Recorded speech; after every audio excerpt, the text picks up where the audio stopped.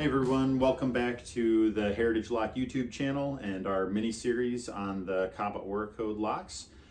In this video, I'm going to talk about how you can customize a user code. So as we talked about in the previous video, the Kaba Oracode lock operates as an algorithm-based lock, which means that it does not require a live internet connection in order to generate a code. However, the downside of that is it's a random code. As you probably know by now, you're going to get a prefix like a 2-7 and then press star, and then you're going to get 6 random digits. So there are cases, especially for longer term codes, where you want to be able to use a code that's more intuitive. And so there is the option to customize the code. It has to be done at the lock. You cannot do it in the computer. And so that's what I'm going to talk about today.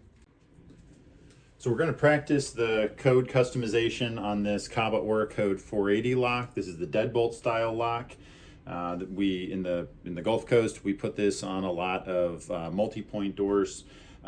This lock has currently been programmed with a test door that we've set up for this purpose.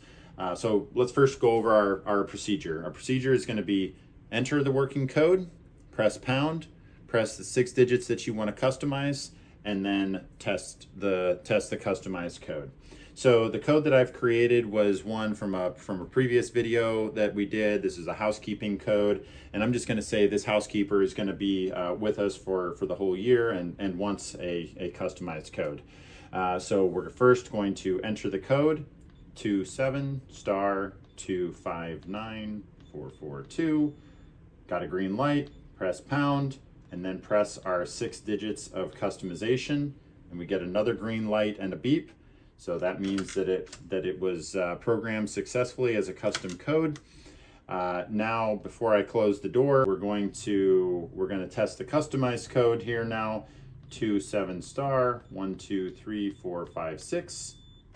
We got a green light. It works. We're going to make sure that it actually retracts the lock. I'm going to start with the bolt in the extended position. 27*1234556, and it does retract the lock. So we successfully customized this code. Thing to keep in mind about custom codes, they last for the same date and time window that the original code was created for. So if this one was created as a long-term code set to expire next year, the customized code will work for the exact same time window.